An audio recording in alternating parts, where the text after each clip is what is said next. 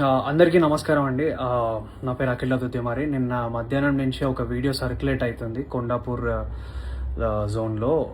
ఒక డెలివరీ అబ్బాయి రమేష్ అఖిల్ అనే ఒక అబ్బాయి మా ఎదురుగా ఉన్న ఒక ఫ్లాట్లో, చేలం రెసిడెన్సీ అనే ఫ్లాట్లో 201లో ఇవ్వాల్సిన పార్సల్ అరుణ రెసిడెన్సీ 201లో ఇచ్చాడు.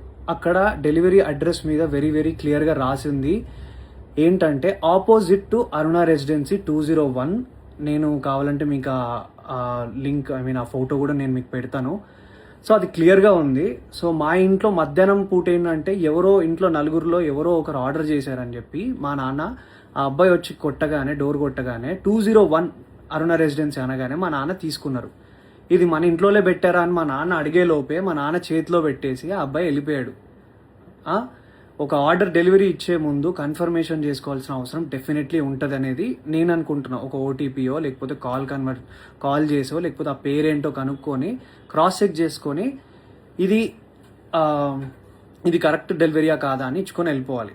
ఓకే, ఆ అబ్బాయి ఫస్ట్ ఒక తప్పు చేశాడు. ఓకే, రాంగ్ అడ్రస్ ఇచ్చేసి వెళ్ళిపోయాడు. మా ఇంట్లో తెలియకుండా మా అమ్మ ఆ కవర్ తీసి ఓపెన్ చేసి ఇంట్లో ఎవరు ఆర్డర్ చేసింది ఇది అసలు అని చెప్పి మా అమ్మ ఓపెన్ చేసింది, చూసింది. సరే ఇంట్లో ఎవరు ఆర్డర్ చేయలేదంటే అక్కడే పక్కన పెట్టేశాం. 20 నిమిషాల తర్వాత వచ్చాడు. ఆ అబ్బాయి కోసమే ఇవ్వడానికి అది పెట్టినాం.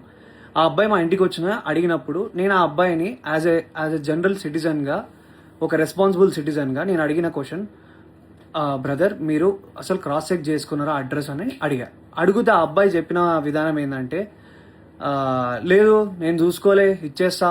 ఆ అబ్బాయి తాగేసి ఉండి మాట్లాడుతున్న పదాలు అవి. అవును, లేదు చూసుకోలేదు ఇచ్చేసిన, నేను ఏంది ఇప్పుడు, ఏమవుతుంది ఇప్పుడు, అది ఇది అని మాట్లాడాను. అట్లా కాదు భయ్యా, నువ్వు మంచిగా మాట్లాడు అని మాట్లాడుతుంటే మా మమ్మీ అటు నుంచి వస్తుంటే ఇది కొంచెం ఓపెన్ అయింది ఏమనుకోకటి తీసుకోండి అని ఇస్తుంటే వాడు ఏంది ఫ్రీగా వస్తే తీసుకుంటారా, ఏందే ఫ్రీగా వస్తే తీసుకుంటారా అని ఇట్లాంటి మాటలు మాట్లాడినాడు. యాజ్ ఎ కొడుగ్గా నా ఫ్యామిలీని రక్షించుకోవాల్సిన బాధ్యత నాకు ఉంది. ఒక రెస్పాన్సిబుల్ పర్సన్గా మా అమ్మనో లేకపోతే మీ అమ్మల్ని ఎవరైనా ఏదన్నా కూడా ఎవరు ఊరుకోరు కదండి.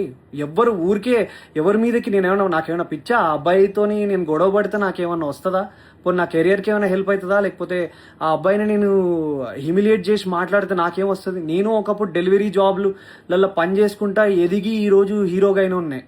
నాకు ఎవ్వరి మీద కావాలని నెగిటివిటీ చేసి ఆ అబ్బాయిని హ్యూమిలియేట్ చేసి చేయాల్సిన అవసరం నాకు లేదు. నా సినిమాలో నేను సెల్ఫ్ రెస్పెక్ట్ గురించే చూపించిన. అట్లాంటిది ఒక అబ్బాయి సెల్ఫ్ రెస్పెక్ట్ చేయాలని నేను ఎందుకు అనుకుంటా? ఆ అబ్బాయి మాట్లాడిన విధానం తప్పు. ఆ అబ్బాయి తాగేసి వచ్చి ఆ ఆర్డర్ ఎక్కడో ఇవ్వాల్సింది ఇక్కడిచ్చిండు. అండ్ ఇదే ఇష్యూ ఏంటంటే, ఇంకో విషయం ఏంటంటే, మా ఎదురింగ్ ఇంట్లో చేలం రెసిడెన్సీలో ఇంట్లో ఉన్న 201 వాళ్ళు ఏంటంటే ఆపోజిట్ అరుణ రెసిడెన్సీ అని పెట్టారు. వాళ్ళ వల్ల ఇది 10th టైం. ఒకసారి కాండమ్ ప్యాకెట్స్ వచ్చినాయి, ఒకసారి సిగరెట్ ప్యాకెట్లు వచ్చినాయి. మీ మమ్మీ మీరు ఫ్యామిలీ ఉన్న వాళ్ళకి సిగరెట్ ప్యాకెట్లు కాండమ్ ప్యాకెట్లు వస్తే మీరు తీసుకోగలుగుతారా? అంటే రాంగ్ అడ్రస్సే డెఫినెట్లీ, బట్ స్టిల్ అది ఎంత ఎంబారెన్సింగ్ ఉంటుంది అనేది మీకు అర్థమవుతుందా? నా మీద అందరు సోషల్ మీడియాలో నిజమేంటో, నా సైడ్ నుంచి ఉన్న స్టోరీ ఏంటో తెలుసుకోకుండా అందరు నా మీద నెగిటివ్ కామెంట్స్ కొడుతున్నారు. నీకు అంత బలిసిందా, ఇంత చేసినా అది చేసినా, మా పేరెంట్స్ని నన్ను అందరినీ ఇష్టం వచ్చినట్టు తిట్టి మాట్లాడుతున్నారు కదా బ్రదర్. నేను అదే అడుగుతున్నా, ఒక్కవేళ మీ ఇంట్లో వాళ్ళ మీదకి నెగిటివ్గా మాట్లాడితే మీరు దాన్ని ఎందుకు చేసినావు, నువ్వు చేసింది తప్పు కదా, నువ్వు రాంగ్ ఆర్డర్ ఇచ్చినావు కదా అని చెప్పి నేను ఆ అబ్బాయిని అడగడానికి వెళ్ళిన. ఆ అబ్బాయి ఆ ఆర్డర్ ఆ అబ్బాయికి ఇచ్చేసినాక కూడా మెట్లు దిగుతూ నా ఫోన్ తీసి నువ్వు హీరో కదా, నేను వైరల్ చేస్తాను, నాకు తెలుసు నువ్వు అది ఇదని మాట్లాడినాడు. చెప్పండి, నేను రెస్పాన్సిబుల్గా ఉండి వద్దు నీ ఆర్డర్ నీకు ఇచ్చేసినాక నువ్వు కిందికి వెళ్ళిపో అని మర్యాదగా అబ్బాయిని వెళ్ళిపో అని చెప్పి నేను అక్కడి నుంచి పంపిస్తుంటే ఆ అబ్బాయి వీడియో తీసి ఫోన్ తీసిండు. మా అమ్మ నాన్న వాళ్ళు తానికి వాళ్ళు భయపడ్డారు.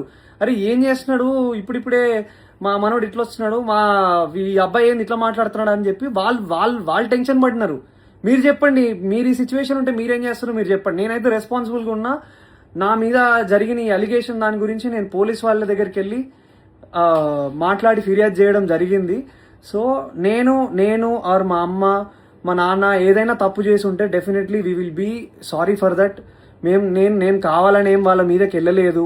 ఆ అబ్బాయి మా అమ్మ మీదకి తప్పుడుగా మాట్లాడిండు, తప్పుడు మాట వదిలిండు, అది కూడా కొంచెం తాగిన మత్తులో ఉన్నాడు. ఆయన ఏ బిల్డింగ్లో ఇవ్వాలో ఏది ఇవ్వకుండా చూసి ఇచ్చిన విధానం బట్టి నేను ఏం మాట్లాడుతున్నావురా నువ్వు, జాగ్రత్తగా మాట్లాడు, నోరు దగ్గర పెట్టుకొని మాట్లాడు అని చెప్పి నేను వాడిని అడ్రస్ చేసిన. వాడిని కొట్టడానికి నేను వెళ్ళలేదు. మీరు చూసిన ఆ వీడియోలో కూడా మా నాన్న నన్ను ఆపడానికి ట్రై చేస్తున్నాడు. దేనికి ఆపడానికి ట్రై చేస్తున్నాడు అంటే వాడు వీడియో తీస్తున్నాడు, వద్దు నాన్న అక్కడికి వెళ్ళకు, నీకేమైనా అయితే ప్రాబ్లం అవుతుందని చెప్పి మా నాన్న చెప్తున్నాడు. నేనేమో మా అమ్మ నాన్న, ఇప్పుడు మనం ఎంత కష్టపడ్డా కానీ ఏమి ఇస్తాం, మన అమ్మ నాన్నకు రెస్పెక్ట్ ఇస్తాం.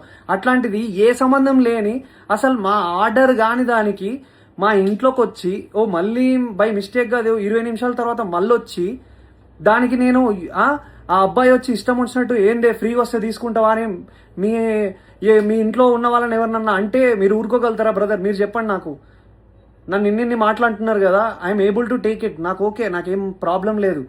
తప్పు నాదైతే నేను తలొంచుకొని అబ్బాయికి సారీ చెప్పడానికి నాకు ఏ ప్రాబ్లం లేదు. కానీ ఒక డెలివరీ బాయ్ ఆ అబ్బాయి ఇన్స్టాగ్రామ్ ఓపెన్ చేసి చూడండి, హుక్కా బాటిళ్లతోని ఒక బైక్కి సంబంధించిన నెంబర్ ప్లేట్ లేకుండా, కార్కి సంబంధించిన నెంబర్ ప్లేట్లు లేకుండా ఉన్నారు. అలాంటివి ఫోటోలన్నీ పెట్టుకొని, హుక్కా ఫోటోలు పెట్టుకొని ఇవన్నీ చేస్తున్న అబ్బాయి, ఒక డెలివరీ అబ్బాయి చాలా ఇన్నోసెంట్ అని మాట్లాడుతున్నారు కదా. ఆ అబ్బాయి తాగొచ్చిండో ఏం చేసి వచ్చిండో ఎవరికి తెలుస్తుంది? ఎవరు దాన్ని తీసుకురాగలుగుతారో చెప్పండి. నేను రెడీ ఉన్నా. మీరు ఏదంటే అది చేయడానికి నేను రెడీగా ఉన్నా అందరికీ. And once again I request all the media and every one people, నేను ఒక మధ్య తరగతి మిడిల్ క్లాస్ కుటుంబంలో నుంచి వచ్చిన అబ్బాయినే. నేను డెలివరీలు చేసుకొని బతికే వచ్చిన. అట్లాంటి మా అమ్మ మా నాన్న డెలివరీ అబ్బాయిలు వస్తే మజ్జిగిచ్చి పండ్లిచ్చి పంపించిన రోజులు కూడా ఉన్నాయి. మా అమ్మను ఒక మాట అన్నారు, అది తప్పు, అబ్సల్యూట్లీ తప్పు. అది అలా అనడం ఏది కూడా కరెక్ట్ కాదు. అండ్ ఒక సైడ్ డెలివరీ అబ్బాయి నా మీద ఊసింది, నా మీద అన్ని అలిగేషన్స్ చేస్తున్నారు కదా. సీసీటీవీ ఫుటేజ్ ఉంటుంది కదండి, ఆ సీసీటీవీ ఫుటేజ్ తీసుకోండి. అది కూడా చూసుకొని అప్పుడు మీరు మీడియాలో సర్క్యులేట్ చేయండి. అఖిల్ నిజంగా బలుపెక్కి కొట్టుకుంటున్నాడా అని అప్పుడు వేయండి సార్ మీరు స్టేట్మెంట్లు. అప్పుడు వేయండి సార్ మీరు ఇలాంటి మాటలన్నీ ట్విట్టర్లో మాట్లాడుతున్న ప్రతి మాటలు. ఇప్పుడు కాదు కదా సార్, ఇది తప్పు కదా. ఒక విషయాన్ని కరెక్ట్గా అది నిజమా కాదా అని తెలుసుకున్నాక ఒక ఆరోపణ వేయండి సార్. నేను 100% తప్పు చేస్తే నేను ఆరోపణ తీసుకోవడానికి నేను రెడీగా ఉన్నా. కానీ నేను తప్పు చేయకపోతే నా ఇన్స్టాగ్రామ్లో ఆయన నన్ను డిఫేమ్ చేయడానికి ట్రై చేస్తున్న అందరికీ ఏం ఆన్సర్ చేస్తారు సార్?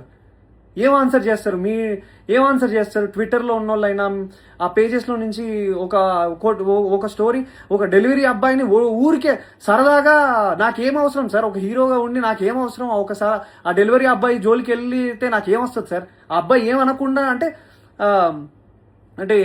నిప్పు లేదా పొగ వస్తుందా సార్? చెప్పండి, మీరే చెప్పండి సార్, నాకు అర్థం కావట్లేదు. ప్లీజ్ ఈ విషయాన్ని మీరు దయచేసి అందరూ అర్థం చేసుకోండి. నేను ఏ తప్పు చేయలేదు. నేను అక్కడ జనరల్గా రియాక్ట్ అయ్యాను. మా అమ్మ మీదకి మాట్లాడితే, మా ఫ్యామిలీ మీదకి మాట్లాడితే నేను రియాక్ట్ అయ్యాను. అది నేను ఒక హీరోగా ఉన్నాను కాబట్టి అది డెఫినెట్లీ అది తప్పే, నేను కూడా ఒప్పుకుంటున్నా. అలా అంత అగ్రెసివ్గా రియాక్ట్ అవ్వాల్సిన అవసరం లేదేమో. కామ్గా ఉండి వెళ్ళి స్టేషన్లోకి వెళ్ళి చెప్పాల్సిందేమో. కానీ ఆ అబ్బాయి తాగిన మత్తులు ఇంకేదైనా చేస్తే ఎవరు సార్ రెస్పాన్సిబిలిటీ? సో నేను తీసుకోవాల్సి వచ్చింది. అండ్ ఆ అబ్బాయి క్లియర్గా బ్లాక్మెయిల్ చేస్తున్నాడు. నా వీడియో తీస్తా అని చెప్పి ఆ వీడియో పెట్టాడు. అండ్ ఇది నేను చెప్పాలనుకుంది ఇది సార్. ఇంకా మీ ఇష్టం. Thank you. జై హింద్.